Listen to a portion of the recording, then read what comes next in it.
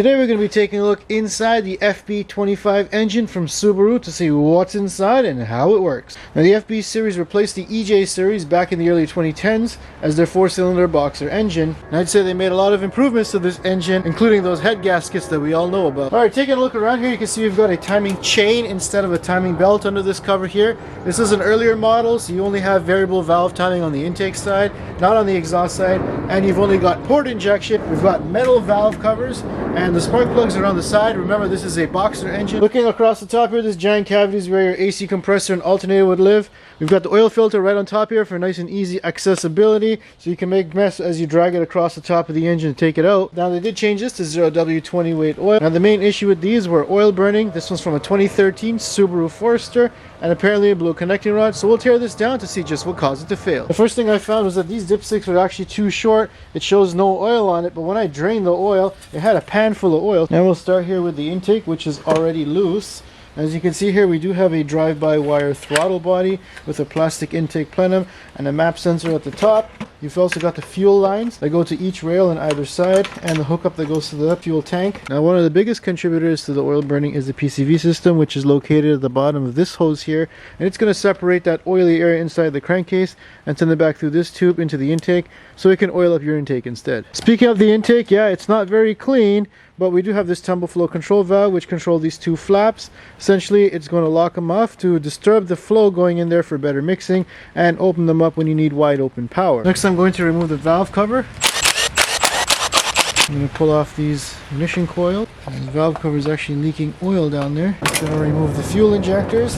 Next up, I need to remove the timing cover. In order to do that, I got to remove the crank bolt. Alright, I got a fresh battery on there. Alright, so I've wedged something on the crankshaft to the back here. See if I can get this loose. I slipped. Yes! Alrighty. These pulleys off. Get the water pump pulley off. Now one thing about a horizontal engine is you can use the top to rest all your tools on. And you can see here the block off plate for the variable valve timing, which would have been here on the exhaust side. You've also got a cam position sensor on the top here, but a block off plate on the bottom here, so it seems like the same timing cover is used across different models. I'm going to remove this variable valve timing solenoid. That's just a little plunger that pushes on the gear inside of there. Try to remove this dipstick here. There we go. Now I'm going to start removing some of the timing cover bolts here. I got a 10mm socket. Some of these, they look like 10s, but in reality they don't identify as anything. They're just bosses. There's other ones here that are 10s hiding out. Now I'm going to go ahead and remove all the 12s going around.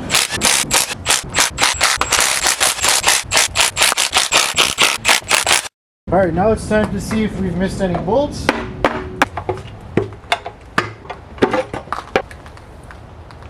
Awesome, look how big this timing cover is. And there we have it, the FB25's valve cover removed. Now this is quite one big chunk of a piece here, and timing cover leaks are actually quite common on these, especially around the driver's area here where the oil tends to pool up. So replacing one of these in the vehicle is quite a bear because it's such a big piece to reseal back properly. I mean, even if you're doing a head gasket job, you will have to pull off all the timing components, which is a little bit more intricate than, say, a timing belt. Looking at the timing setup, things are pretty simple. You just got a crank all the way to the two camshafts on this side and one on this side, just two timing chains. The oil pump is actually direct drive integrated in the timing cover side. The guides, however, are made of plastic. This one is really loose, which they should have left to BMW and Volkswagen. I don't really like plastic guides. So there's only one 5mm hex here and just slots holding it in here. If you use two bolts, I think that would have tightened it up a lot better. I'm going to remove the tensioner. As you can see, not only is this a spring-loaded tensioner, but it's also hydraulically powered. Nice chain. I could probably reuse this on my brother's bicycle. And we'll pull this guide out. Alright Houston, we've got a problem. We've got a completely broken camshaft on this side and on this side. They should not be able to freewheel like that. Something's definitely broken, so let's pull the valve cover next.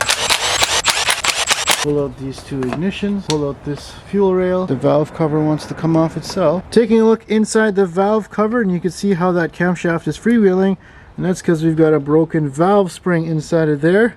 That's why it's just rotating from this side all the way to this side and it stops. That's your free play. Over on the exhaust side, we don't have any broken valve springs, but once again it's just rotating from side to side. Let's see if we can come in here and fish out that spring. Here's the other part of the spring. There's a roller arm just hanging out here. I'll pull that out. I don't see any other bits in there, but I wonder what happened to the valve. It says you can't really see the top of the valve. So apparently broken valve springs are actually a very common issue on the early FB series of engines. You can see this one just broke right in the middle. No drama or anything like that. And both rollers on that cylinder came off, so that cylinder was rendered dud. We're going to open this up further to see what happened to the valves and if there's any piston damage. Alright, moving back over to the driver's side timing here. I'm going to remove this tensioner. Watch that go flying, and then remove this plastic guide here. There we go. This one does the same thing too. I'm going to pull this gear off here and pull off the chain. I'm going to take off this 5mm hex here and pull off that guide. So it turns out because you've only got 2 cylinders here, the cams are supposed to freewheel. There's nothing wrong on this side here. 90 degrees from this tip over to this tip, like that. Next I'm going to be removing the cam caps, this big one in the front and these 4 smaller ones at the back. These are 12mm.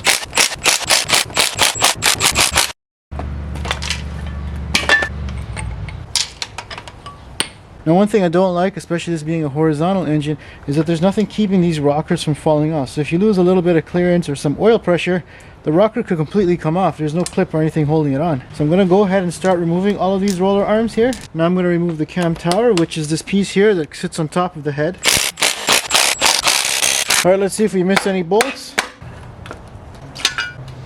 Lots of RTV. Wonder why the factory puts on so much RTV. And that looks factory. That doesn't look like someone's been resealed it. I'm going to remove this intake plenum piece with the flaps on it. It's got a little gasket in there. Interesting. There's flaps in here and these movable flaps over here that turns with this motor. I'm going to remove this flap here. And here you can see how it kind of guides the air down inside of there. Back over here on the passenger side where I'm going to remove this camshaft tower. Here's our first sign of oil damage. You can see that our camshaft, cam cap here is worn down, and so is the camshaft. Just pry that off there. Don't do anything you see this hammer do at home, because it's not the way you should be treating an engine or a car. In this case, it's just a Subaru, so who cares? Alright, let's get the cam tower off next. Why so much RTV? Interesting fact, the tube seals are actually attached to the head and not the valve cover. Got all the gunk inside of that oil. Particles floating inside of there. Probably chunks of the valve keeper. I'm going to remove the induction system on this side.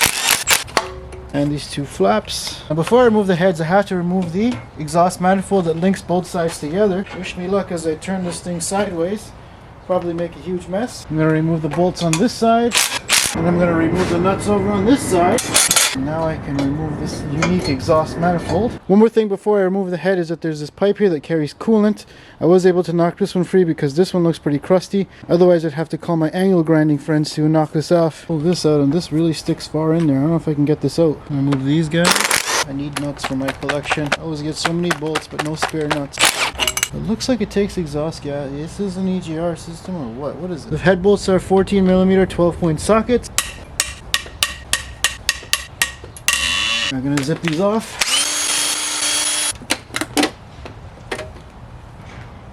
Uh-oh. Looks like we got some valve damage here. The piston's also busted as well. Stick off this head gasket here. Surprisingly, this generation of engine is not known for head gasket failures. Multi-layer steel. Take a look at the smackaroo inside of that piston. You can see it hit it pretty hard there. Doesn't look like the cylinder walls are too damaged yet. We're going to open this up to investigate. These pistons are huge for a 4-cylinder engine. Here we are on the driver's side. I'm going to remove the head bolts.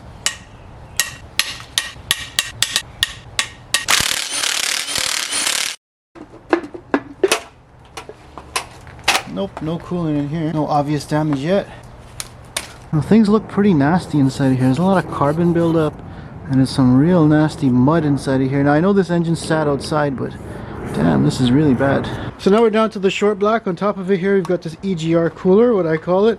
Essentially, exhaust gases are going to come in from the right side head over here through this pipe that we earlier disconnected, and then be sent back out through this way into the intake so we can clog up all your valves. Likewise, on the other side of this pipe, we've got coolant which comes from the block over here and down over here and collects to go to the upper radiator hose through here. And this here is likely the EGR valve. I'm just surprised that in 2013 they're still using EGR. It's a bit of an old school method of controlling emissions. EGR has been around for a very long time, and given its issues, I think it should probably go.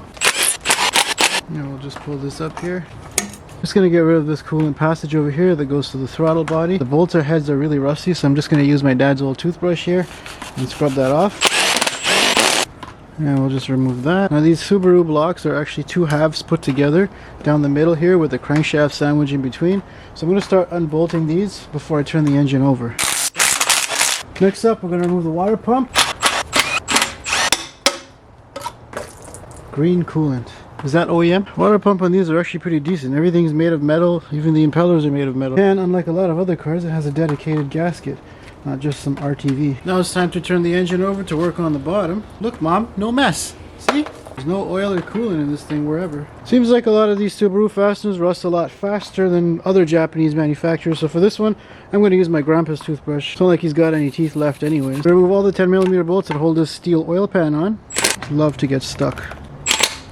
I wonder if I put oil in here, it'll come out faster.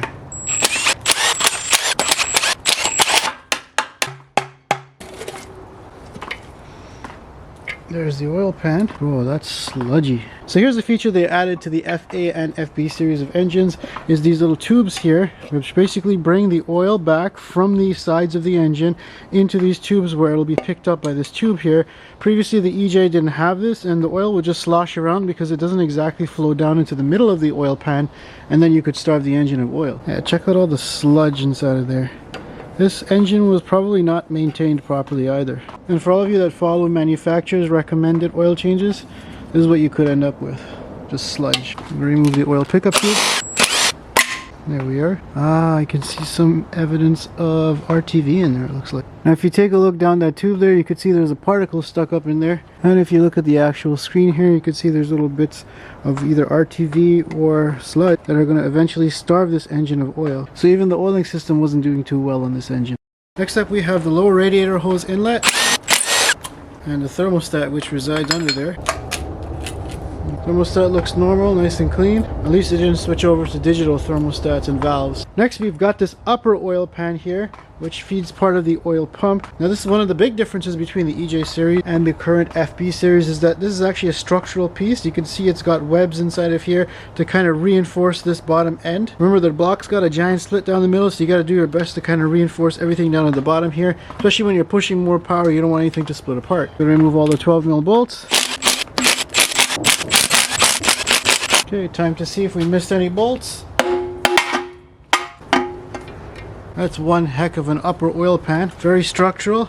It's part of both the oiling system and the cooling system. As you can see, this is where the thermostat and lower radiator hose would plug into. There's actually a cooling passage that crosses over to each side here from that lower radiator hose for it first cools off the block. Look at that. There's a spider emerging from this engine. Move from here. Now one thing with the FA and FB series of engines that I appreciate is that you can get the connecting rod and piston out in one piece, whereas with the older EJ series you'd have to separate the piston at the wrist pin and take that out separately from the connecting rod and then split the block in order to get the rest apart. That's stupider than having a solar eclipse at night. So I can just come in here with my eTorx 14. See if our big boy can handle this now. All the connecting rod bearings are intact. There's nothing that was spun, knocking, or short of oil. Things were not so great underneath the connecting rod bearings, but you could tell a little bit of heat probably melted away some of that coating there. Taking a look at the condition of the piston in this engine, things are pretty grungy. You can see there's a lot of carbon buildup on these pistons here, at least on the driver's side here. Now if I look over on the passenger side here, this one's got a little bit less carbon on it, and this is the one here with the failure. You can see this is where that valve impacted right inside of that piston, and you see it's noticeably cleaner than the ones over here on the driver's side. And my theory is that this is probably misfiring for a little while, causing it to run a little lean, to pour too much gasoline in here, and the gasoline was just cleaning things off because there was no other evidence of coolant getting into the cylinder like a head gasket leak causing it to clean things off. Taking a look at the top of this piston here, you can see it's pretty grungy. Kind of reminds me of my brother's toilet. Now the reason why these Subaru engines are burning so much oil is because of this low tension oil ring over here. You can see this oil ring is responsible for scraping oil off the piston walls as it's on its downstroke here, and it returns that oil to the sump through these little holes over here. Now what happens is your engine starts to build up these little carbon deposits, and that kind of blocks up this ring over here, and then you can no longer scrape oil. The oil ends up back on top here, and it forms all of this crust as it ends up burning the oil instead of returning it back to the sump. Well, if you're like the typical Subaru owner who doesn't check or change their oil frequently, this carbon is going to start building up a lot over time, and if you don't get the warning to put in the stent, well, you're definitely going to experience a full-on heart attack, as you're going to need a new engine when this thing starts to blow oil like crazy. Now you can burn as much oil as you want as long as you keep pouring oil into it. The thing is, if you run it a little low on oil one day, it'll take its toll on the connecting rod bearing. Now one thing is with a Subaru Boxer engine is that the pistons move sideways and not exactly up and down. So that means the oil is also going to kind of move sideways and doesn't really have as much tendency to move downward as it would in an inline 4-cylinder engine where it's got gravity helping it out. Now if you take a look at the wear characteristics, you'll see that they're a little bit uneven. It's a little bit more on this side compared to this side. And that's because the entire piston is uneven. It's not symmetrical. It's actually offset from the crankshaft compared to earlier versions. Now while that maintains the ideal center line of the piston to the crankshaft in the case, it also helps to make those bolts easier to get out without splitting the case. There's a bunch of 12mm 12-point sockets inside of here.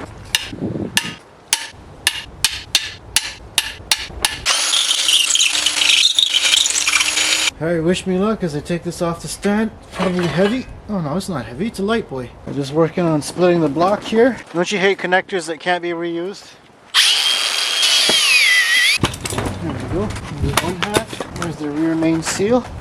Here's the crankshaft. Now my bets is these are just like head bolts and torque to yield because they have to hold both of these halves together against all the forces of the crankshaft. So now that everything's apart, let's take a closer look at some of these components. Taking a look at the crankshaft from this 4-cylinder engine, it's a lot heavier than I remember the EJ series being. These FA and FB series are a lot tougher engines than their predecessors. Now just like any other 4-cylinder engines, you got the outer pair here on the bottom and the inner pair here on the top.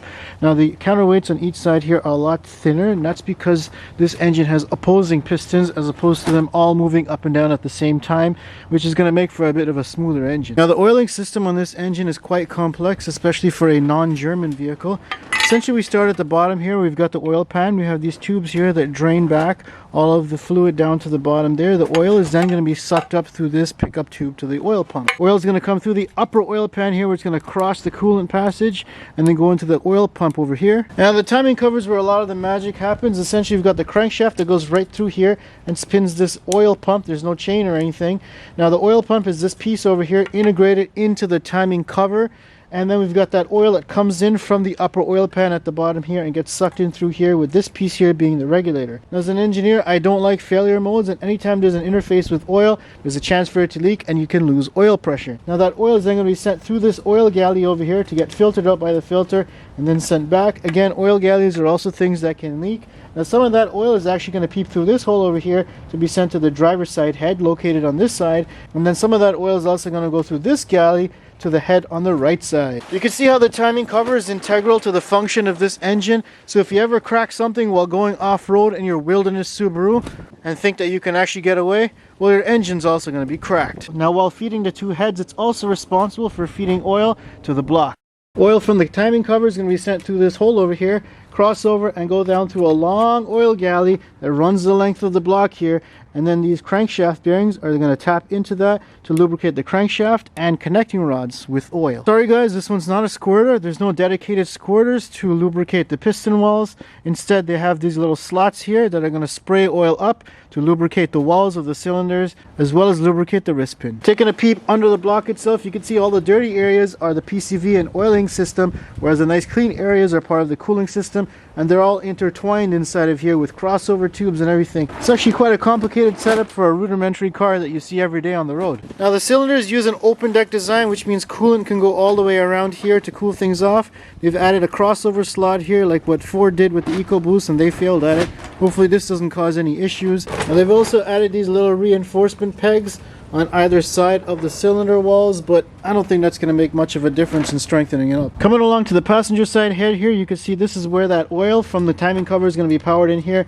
There's a crossover piece here, and you can see these are the two oil galleys that are going to run along the length of the head here, and that's where the hydraulic lifters are going to sit to take up any lash between the roller rocker arm and the camshaft is spitting above it. Now coming to the elephant in the room, and that is the valve spring. There was a recall on the 2-liter versions of these FA and FB series of engines, and that's typically due to using either an incorrect material, incorrect treatment, or just fatigue over time due to the conditions and the heat. Now obviously if you don't catch this in time, like this one did, you're going to end up with big problems. In this case, you can see the damage where this valve dropped, the piston hit it, creating that big mark in the piston over that we saw earlier, and the valve stem broke off and also killed this valve as well. It's also very likely the valve seats are damaged because of the movement of these valve stems. At that point, especially given the condition of this thing, it's better just to swap or rebuild it. Now of course, tying off of those oil galleys is this cam cradle, which are going to take oil from that and feed the variable valve timing gears that sit above. Now let's look at the FA25 engine from Subaru. It's a very common engine used on Foresters, Legacies, and Imprezas, even up to today. Now if you got one of these, make sure you check your oil because these pistons like to get cholesterol. Now if you don't want something like this happening to you, listen out for a little ticking sound and pay attention to a check engine light for misfires before it gets catastrophic like this. Now while the recall states you can update those valve springs by just pulling off the valve cover, you might actually have to drop the engine down because of the tight clearances in the engine, but heck, that's a lot better than a full engine rebuild. Make sure you subscribe if you want to see more videos just like this one.